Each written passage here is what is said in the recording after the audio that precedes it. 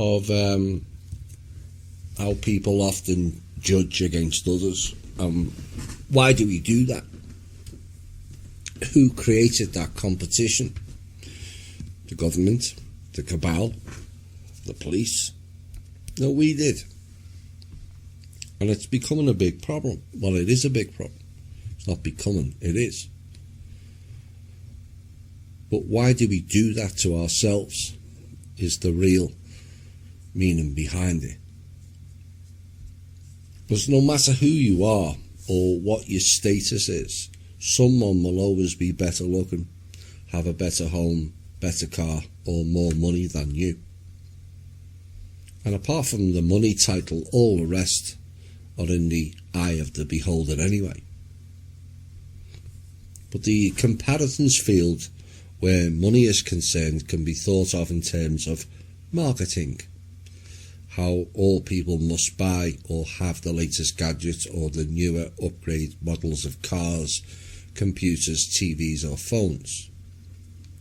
But all of them is to create and extenuate the debt-based cycle. And the old adage, which seems to be forgotten about by many people, is what goes up must come down. And they all do. And our own bizarre behaviour patterns where we know stuff but still ignore it. E.T. disclosure is a classic example of it. And it's far more prevalent than people realise. You know, I'll give a few examples. The government.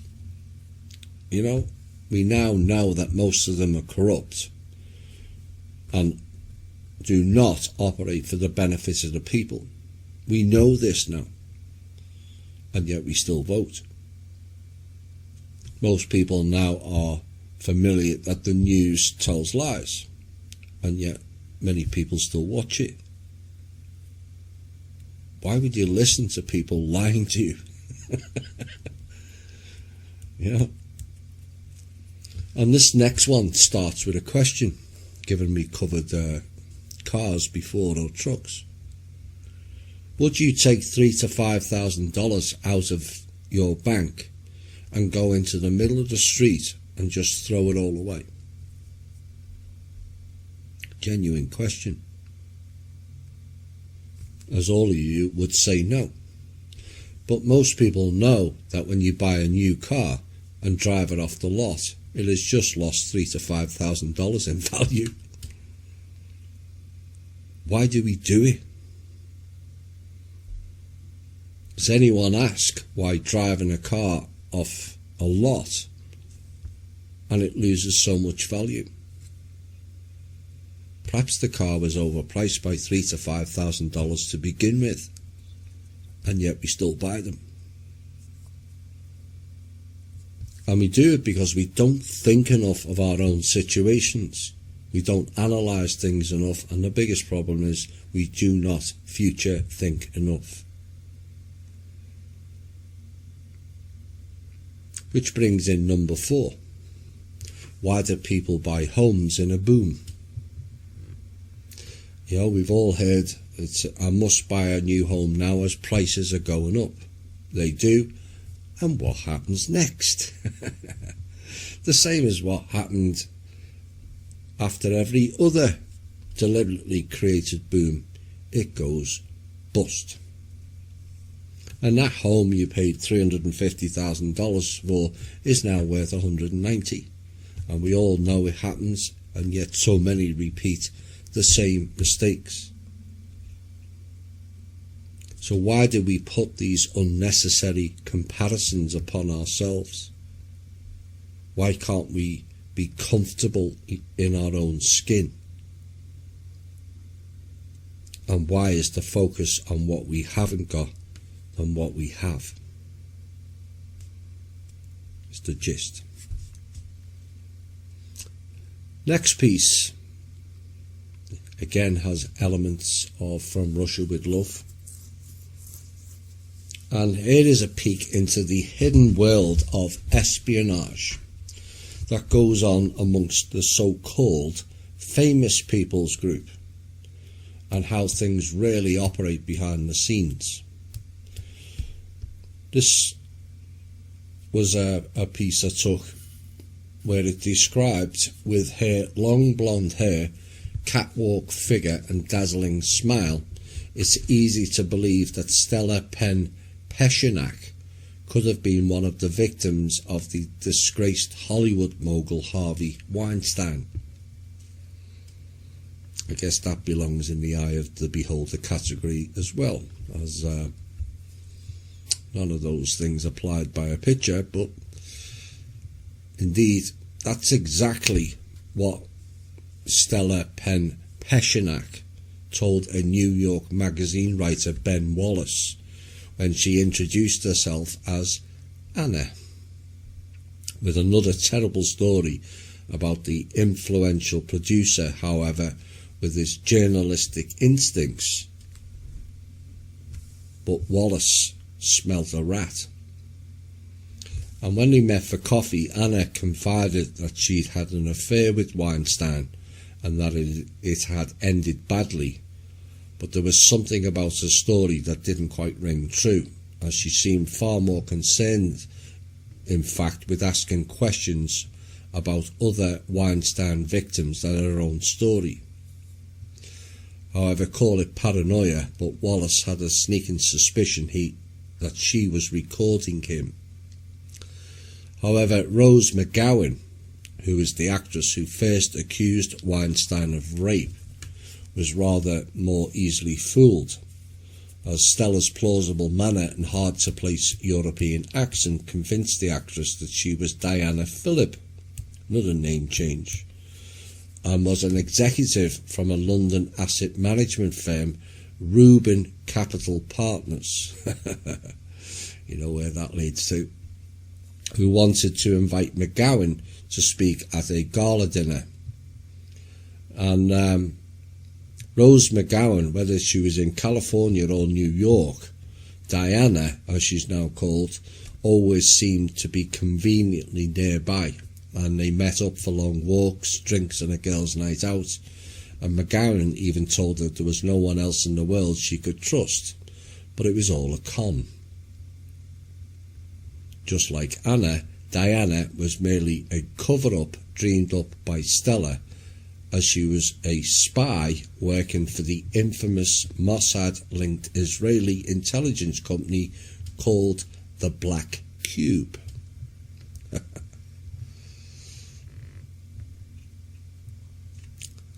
What was unearthed was a contract dated July the 11th, 2017, between Weinstein's lawyers and the British arm of the Israeli firm, show that Weinstein had tasked Black Cube with two primary objectives.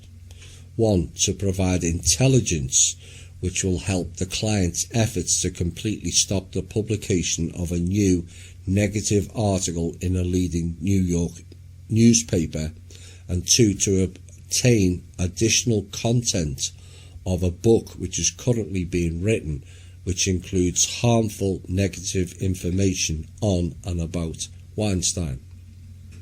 Now, to achieve this, Black Cube promised a dedicated team as part of the operation, codenamed Parachute, and the organisation introduced Stella to Weinstein, and her main objective was to befriend Rose McGowan, obtain a draft of her memoir and then discredit it. And she was tasked with finding out about and blocking other allegations about Weinstein, just like the stories Ben Wallace was working on. The British arm of the Israeli firm comment shows the interconnectivity of the former Five Eyes groups that we covered in From Russia with Love 7, does it not?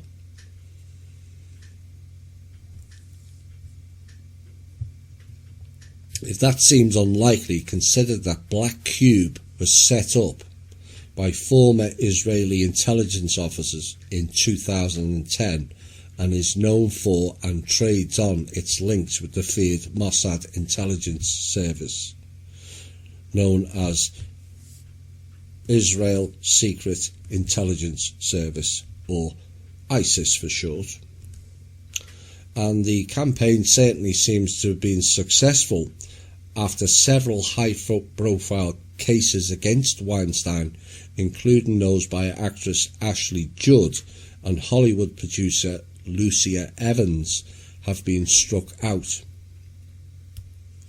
Now, Weinstein's legal team, led by Donna Rotunno from Chicago, one of Obama's crew, nicknamed the Bulldog, and her picture suggests that, are confident of getting their client off when his trial begins on 5 counts of sexual assault and rape, which begins on January the 6th. No doubt the media will cover that, or cover it up. And she was not the only one in the Black Cube cast of actors. The Briton Seth Friedman, a one-time Guardian journalist, The Guardian is a newspaper in the UK, and a former equities broker who spent time in the Israeli Defence Forces, told the Mail on Sunday that he too was tasked with finding out who was talking to the press. Now, in March 2018, Black Cube and Cambridge Analytica each denied a Cambridge Analytica ex-employee, Christopher Wiley's, statement that the company had hired Black Cube services. This was the same Cambridge Analytica who were involved in the scandal last year with the revelations that the data of as many as 87 million Facebook users and their friends have been misused by Cambridge Analytica. That had been called a game changer in the world of data protection, as the regulators seek to raise awareness about how to secure information. 87 million is a drastic underestimation.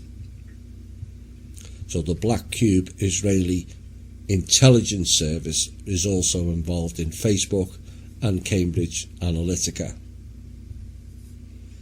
On April the 5th this year, the Senate Intelligence Committee sent a letter to Walter Soriano, the owner of USG Security Limited, which is based in Britain and Israel, for its communications with Paul Manafort, Michael Flynn, the Psy Group, Wikistrat and Black Cube.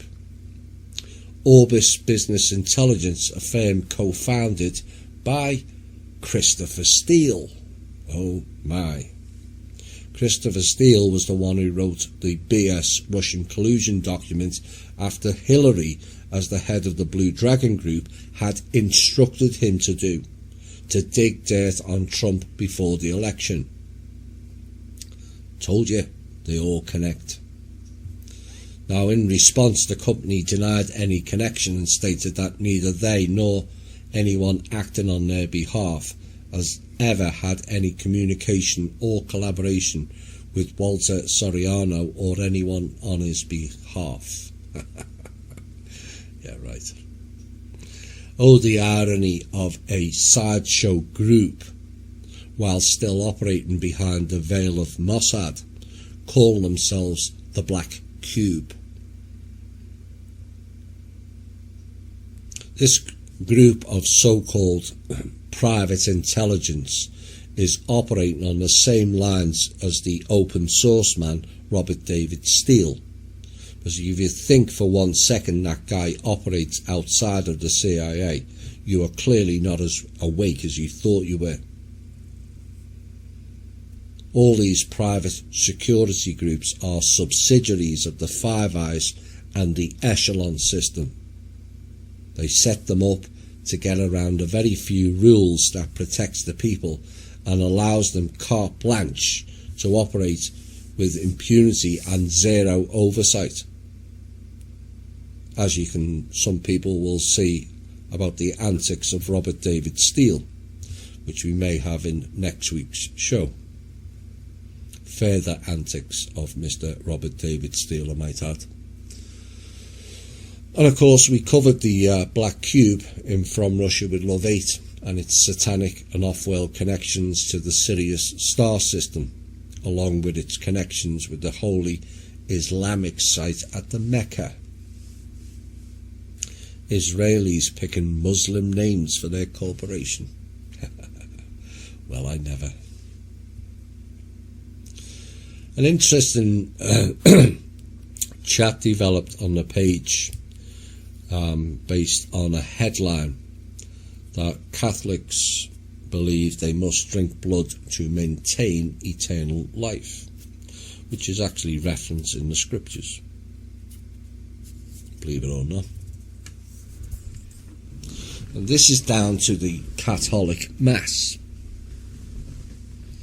where they tell you you are drinking the blood and eating the flesh of Christ. And people dismiss it as not literal, but do it anyway. Why? Because it appears any official man or woman must always be right in what they are telling you. The same applies to the cops, the doctors, the nurse or politicians. We have this mind-wipe thinking that they know best for us. And yet when you ask them questions, they don't have a clue about their own jobs, never mind anybody else's. Go and ask a doctor or a nurse what's in the vaccine. Puzzled looks will ensue. The reality is no, they don't know what is best for us, because if they did, this world would have been ran much better than it has, clearly. So the Catholic will cite that those words are being taken too literally by critiques of the Church, and it's a valid debate that they put forth. And some would go further and say that the Church would never do that. They are the messengers of God. But anyone can put a cloak on and wear a fish hat. That does not mean to say that they are messengers of God. You just assumed they were. Assumption's not truth or fact. Where are their credentials or proof that they are men or messengers of God? There is none, is why. But nobody or too few asks these questions, and that is how they get away with it. The real issue with these words, whilst not literal, the real issue is memetics and implied consent, because those words are a spell cast.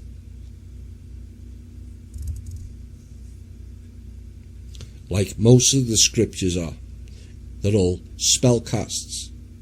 Why would a so-called holy book contain such words to begin with? Is that being holy?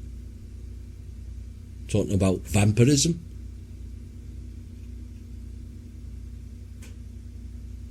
Then you throw in death, rape, incest, fear, plagues, pestilence, slaughter, and it looks more like a Hollywood movie script to me. The Holy Book may be the correct term, as once people ask critical questions of it, the whole narrative falls apart like a Swiss cheese book. We'll be back shortly.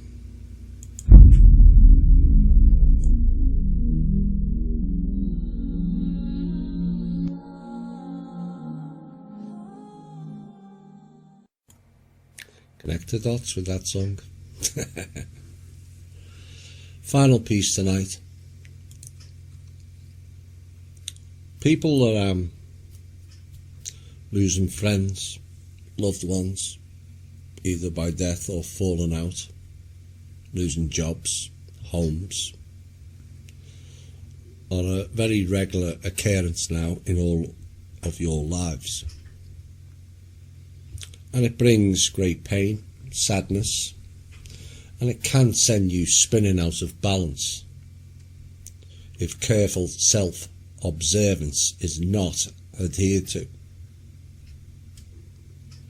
Back in May of 2015, while still on Cosmic Voice, I started giving out some future warnings for listeners to absorb, and it was a chance for the listeners to get ahead of the game. But like most predictions, people tend to ignore them until a much later date. A case of leave everything that is essential until the last minute. But some took it on board. There were several predictions that year. As I warned, shadow and inner work was essential in the coming period of time. You had to get the self ready for what was to come. That is not a selfish act, as it actually helps others in your circle whilst you're doing it. And given we had the much later warning of we are processing and dealing with several previous generations of our ancestors at the same time, the value of that work cannot be garnered by or priced by money. It's cathartic work, the great purging of the self of all the traumas, shame, guilt, tragedies, abuse of this and previous lifetimes. I think at this point our regular listeners will realise that prediction was not only correct, but an essential to embrace. I went on to state these next few years would get ugly as this process was underway. People may ask why it would get ugly, and the reason is people hold on to the negative frequencies far longer than their positive frequencies or experiences. People passing judgments to and fro where none are or were required. People talking in riddles and doublespeak. Reactionary snap judgment comments and statements will all come to the fore. Reactions out of context and not conducive to the interaction are all signs of inner turmoil, and a clear sign of those who have far more work to do than they perceive to be the case. Later that year, I hinted on the two worlds, pushed as a theory to get people to think. Whilst being aware myself it was not a theory at all, and it was an event of sorts about to unfold on a larger scale. A separation of sorts, whilst also being a merging of the two worlds for people to see. This puzzled many at the beginning, but then it began to unfold and people began to see it on many levels. It was not just a sight event, it was a frequency-based event, and in essence another purging of sorts. Like the shadow and inner work, it began to sort out those who wanted to progress in and of themselves, and the ones content to let things slide. It followed quickly with our piece, The Masks of Illusion. Each and every one of us has worn with cunning and vehement protection. The masks present a fake version of ourselves, as we judge ourselves far too harshly and think others do it to us also. From overview, it looks a ridiculous concept. Why are we all judging each other, in most cases harshly, competing with each other on almost every conceivable piece of matter, whereby what ensues then is we all wear thicker and thicker masks to cover up our perceived weaknesses or lack thereof. Insecurity in and of your own vessel is a most damaging aspect of humanity that leads to inferiority complex, Stockholm syndrome, limitation programs, unbalanced ego, dissociative identity disorder, which used to be known as multiple personality disorder, which largely got people sent to mental institutions in the past. And yet, aren't the masks we wear playing the role of a split personality?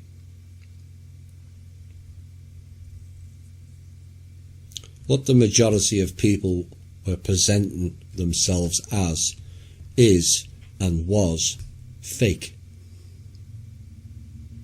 largely enhanced by the ultimate in fakery, the so-called famous people off the movies, screens, music and sports stadiums. None of those people operate in reality land. They were created and crafted into a program of no escape. Well, there was an escape, but it never ended well for them. People acted like they were rich.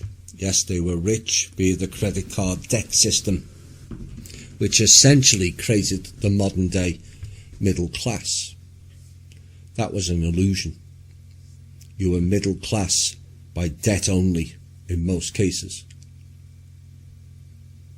People exhibited bravado and external strengths via the now well-memed six-pack, and yet were as weak as piss internally, frightened of their own shadows, traumas and lack of internal fortitude, and all too content to put on a front to the public, yet destroying themselves internally. We lie to ourselves in this mode consistently. Does anyone stop to think of the sheer stupidity of doing that? There's enough lies externally without adding it internally. But most of the lies are due to covering up shortfalls within ourselves. The masks worn tightly on all people. But you were warned they would be falling away 3 to 4 years ago. They did, and they have. The consequences of that is ugly.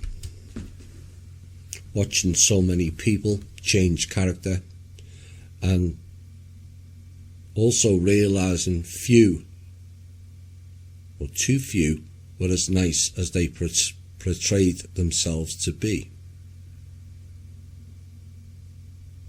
And this is why I warned it would get ugly. It is, and it has.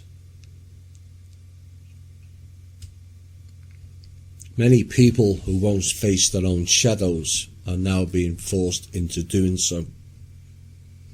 All had the opportunity to get ahead of that in THI, and many did, and many did not. They are now having their own issues displayed publicly for all to see. The shadow aspects of the self have to be integrated to become you, but you have to process it, or it will repeat in this current time space. There's no hiding anymore, despite people's ridiculous attempts to convince themselves otherwise.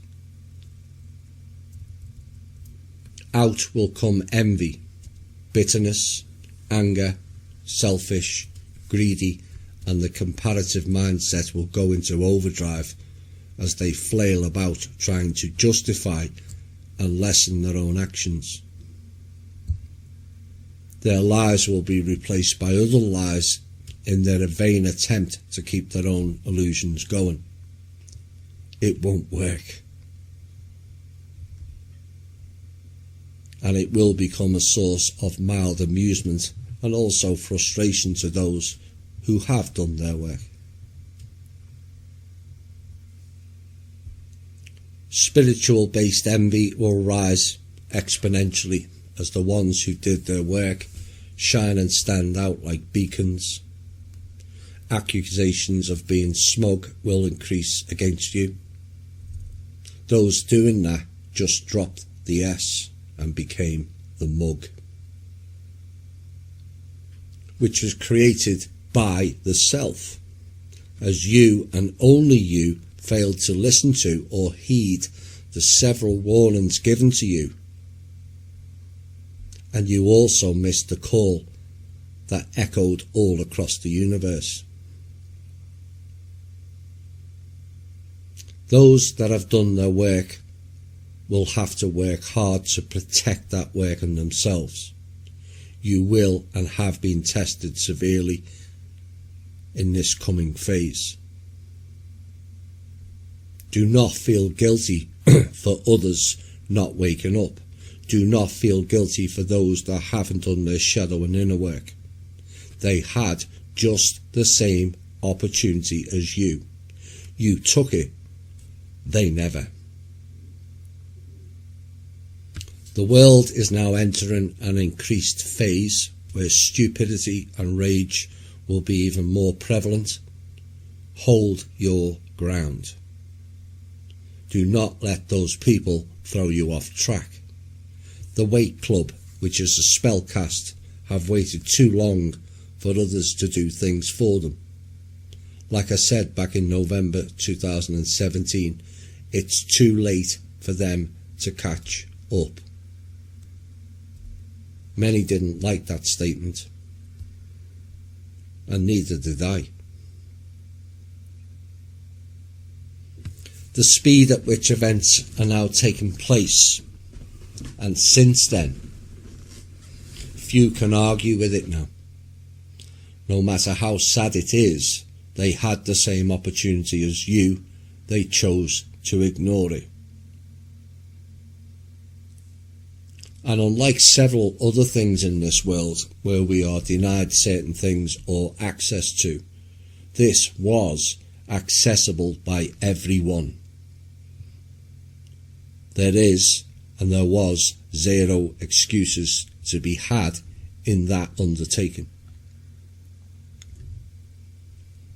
The gist is soul progression is never achieved by ignoring issues.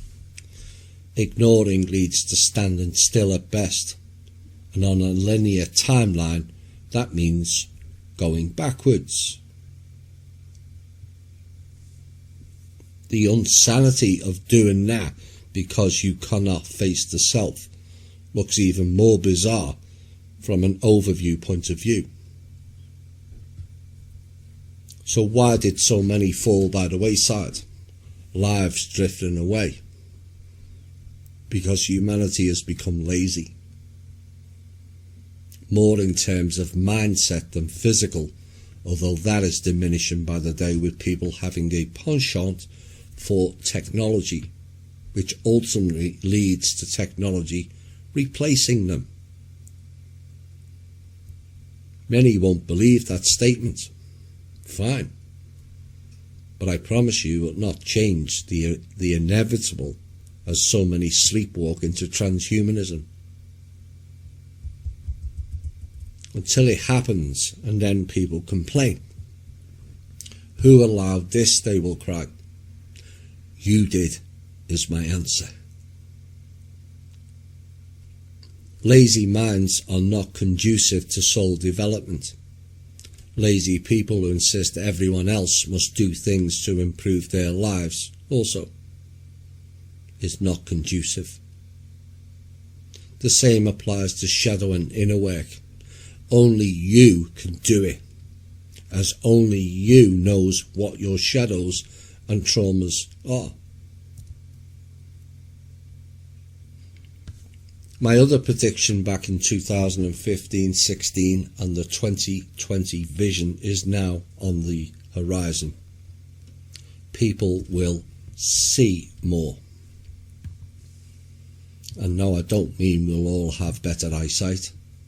Seeing is not always done with eyes.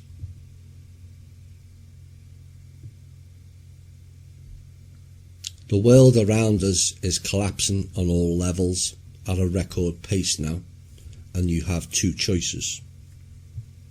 Fear it and panic, or embrace it and prepare yourselves.